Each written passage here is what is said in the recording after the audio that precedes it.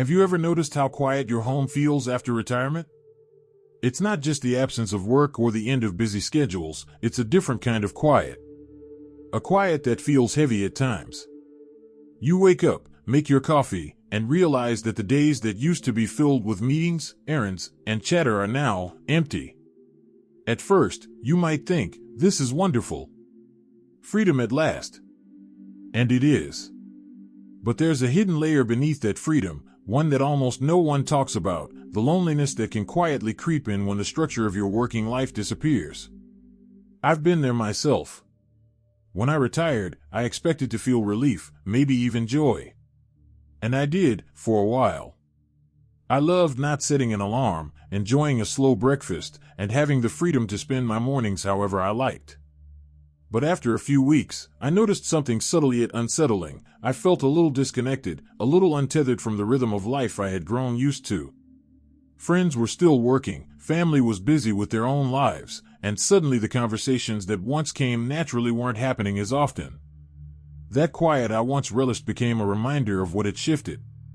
This is what I want to talk about today, the hidden loneliness after retirement, and how we can recognize it, understand it, and take steps to keep it from overshadowing the years that are meant to be among the most fulfilling of our lives. In this video, I'll share some insights from my own experience, practical strategies I've learned, and gentle advice on how to keep the sense of connection alive, even when your daily routine has changed drastically. Let's start with something fundamental, understanding why this loneliness happens. Work doesn't just provide an income, it provides structure, purpose, and social interaction. When you retire, those pillars often disappear overnight. Suddenly, the emails stop, the meetings end, the casual chats with colleagues disappear. If we're not prepared for that shift, the sense of disconnection can hit us harder than we expect. That's why the first step is awareness, acknowledging that feeling lonely doesn't mean you failed or that your life is lacking. It simply means your brain and heart are adjusting to a new rhythm. One strategy one found particularly helpful is to create new daily rituals. When your routine disappears, your days can feel amorphous and unmoored.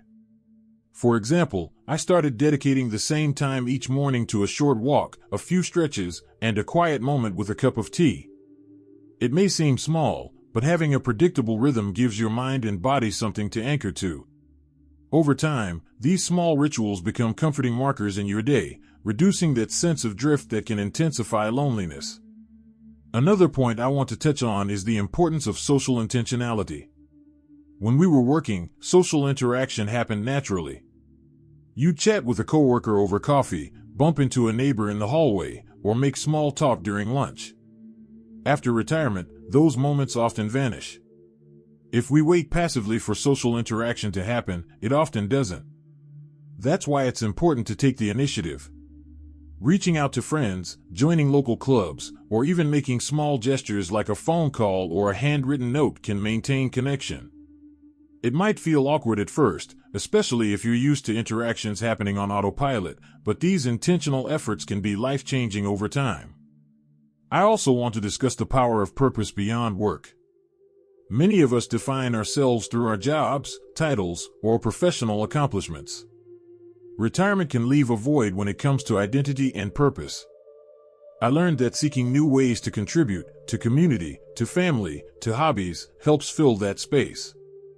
For instance, volunteering at a local charity, mentoring younger people, or pursuing a long-delayed passion project can give your days meaning and help counteract the emptiness that loneliness brings.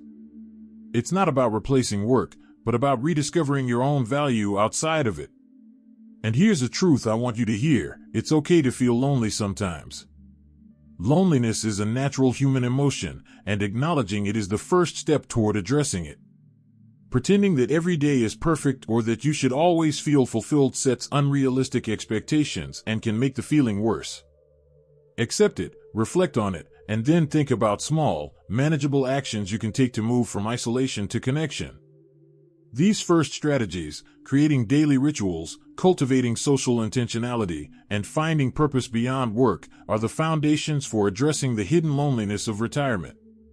They don't eliminate loneliness completely, but they help you navigate it with awareness and resilience. I've personally found that by integrating these habits into my routine, the quiet moments at home became less about emptiness and more about choice and reflection. Now that we've discussed the first steps, recognizing the loneliness, establishing daily rituals, and creating intentional connections, there's more to explore. In the next part, we'll dive deeper into practical ways to expand your social circle, rekindle passions, and maintain a sense of meaning that makes retirement a fulfilling chapter, rather than a lonely one. And feel that these insights are meaningful. Please type number 2 in the comments to let me know you're still with me. And if you haven't subscribed yet, I warmly invite you to do so, and don't forget to turn on the bell, so you won't miss any of our upcoming videos designed to uplift, inform, and inspire. Your support truly means a lot. It's what keeps us going and allows us to continue sharing thoughtful, helpful content just for you. Now, let's continue this journey together. When we talk about the hidden loneliness after retirement, it's easy to focus only on what's missing: the structure, the daily interactions, the purpose that work provided. But the truth is, retirement also gives us a unique opportunity, the freedom to intentionally build the social and personal life we truly want. It's a chance to reconnect with people and activities on our own terms, without the constraints of schedules, deadlines, or office politics. One of the most effective ways I've found to combat loneliness is to expand your social circle in meaningful ways. This doesn't mean trying to attend every social event in town or forcing yourself into large groups if that doesn't feel natural. It's about finding the right kind of connection for you. For me, it was joining a small local book club and a weekly walking group in my neighborhood. The size of the group wasn't important. What mattered was the quality of the conversations and the consistency of the meetings. These small, steady interactions became something I looked forward to every week, and slowly, I started feeling part of a community again.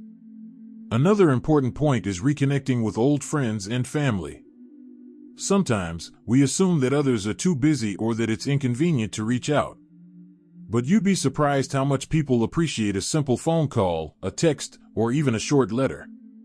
I reached out to a few old friends I hadn't spoken to in years, and the responses were overwhelmingly positive. They, too, were navigating life transitions, and suddenly we had this shared space to laugh, reminisce, and support each other. The key is taking the initiative instead of waiting for them to come to you. Pursuing passions and hobbies is another powerful way to feel engaged and reduce the sense of isolation. Retirement is the perfect time to finally explore activities you've always wanted to try but never had time for. I took up painting and a bit of gardening, two things I had always loved but put aside during my working years. Not only did these activities give me joy and focus, but they also became a way to meet new people with similar interests, whether through local art classes, gardening clubs, or online forums.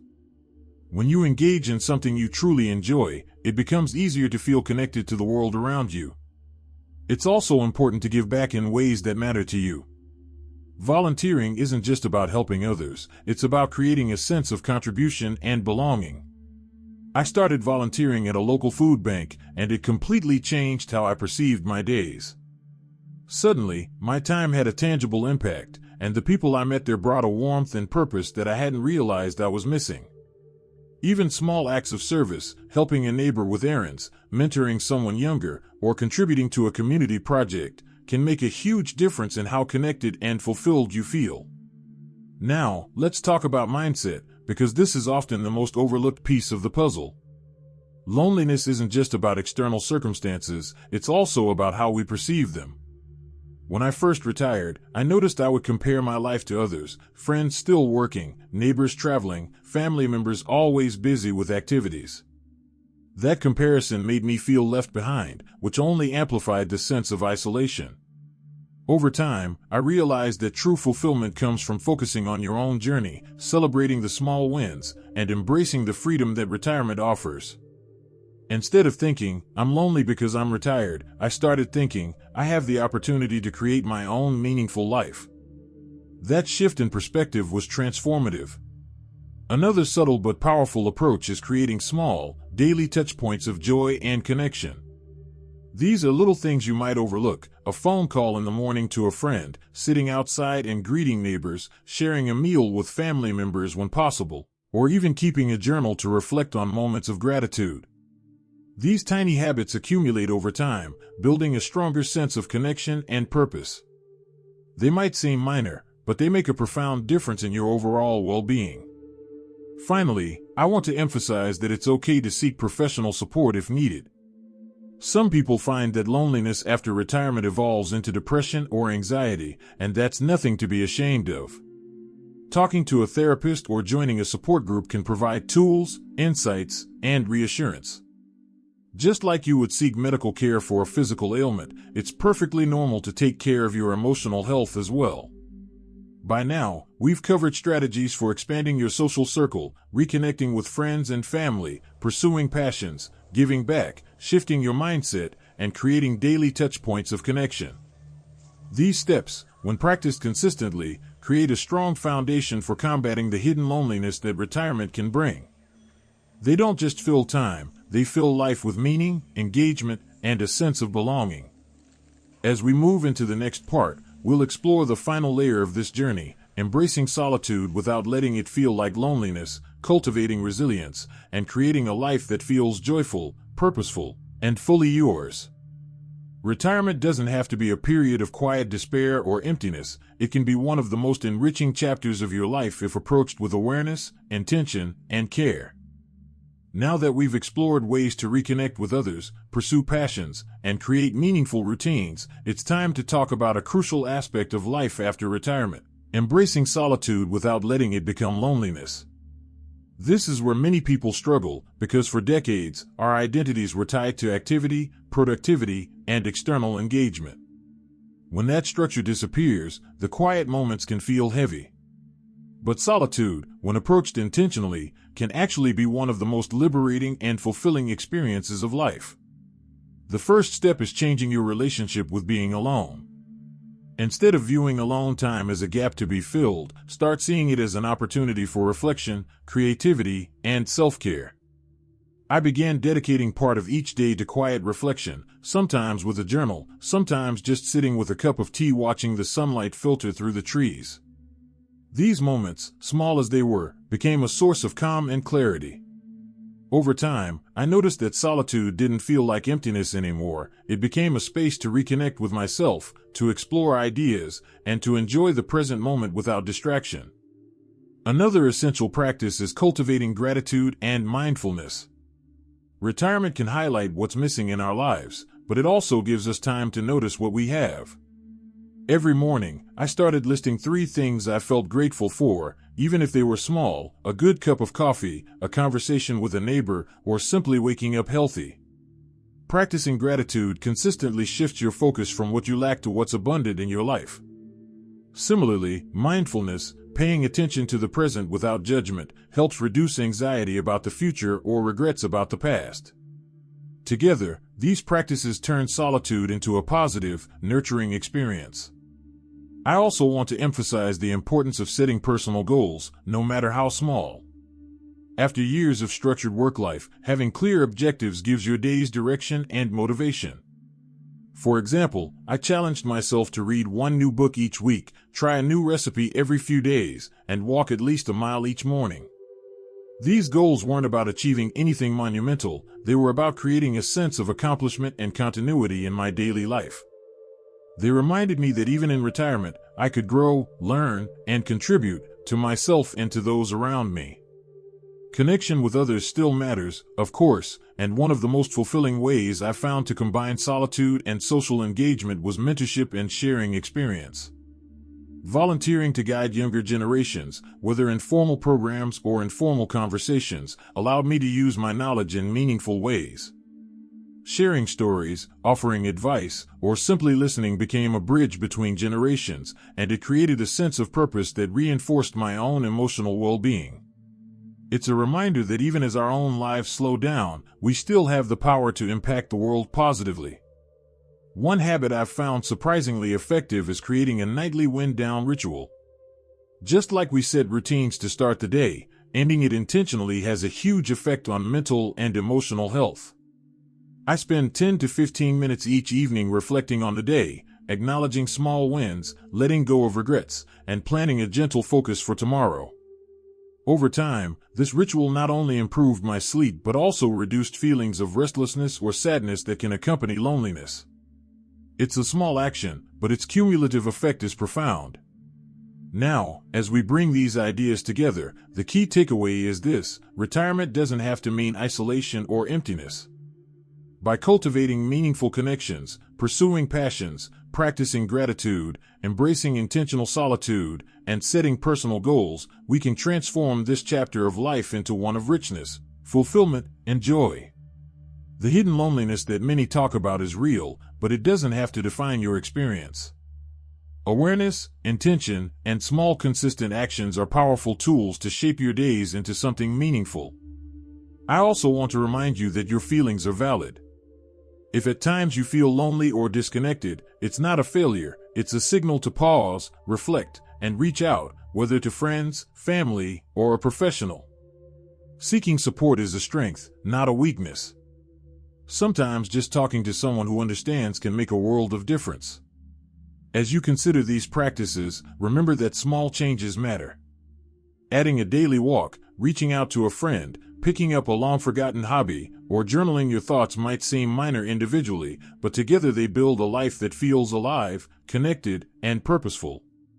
Retirement can truly be one of the most beautiful chapters of life if we approach it with care, attention, and intention. I'd love to hear from you. What strategies have you found helpful for dealing with the quieter moments in life? Or if you've experienced retirement loneliness, how did you navigate it? Share your thoughts in the comments below so others can learn from your experience. And if you found these ideas useful, don't forget to like this video and subscribe to the channel. There's so much more we can explore together about living fully, embracing each stage of life, and finding joy in unexpected places. Here's to making retirement a time of meaningful connection, personal growth, and genuine happiness. You've worked hard your whole life, and now it's time to shape the days ahead in a way that nourishes your heart, mind, and spirit. Remember, it's never too late to rediscover joy, embrace solitude, and build a life that truly feels yours.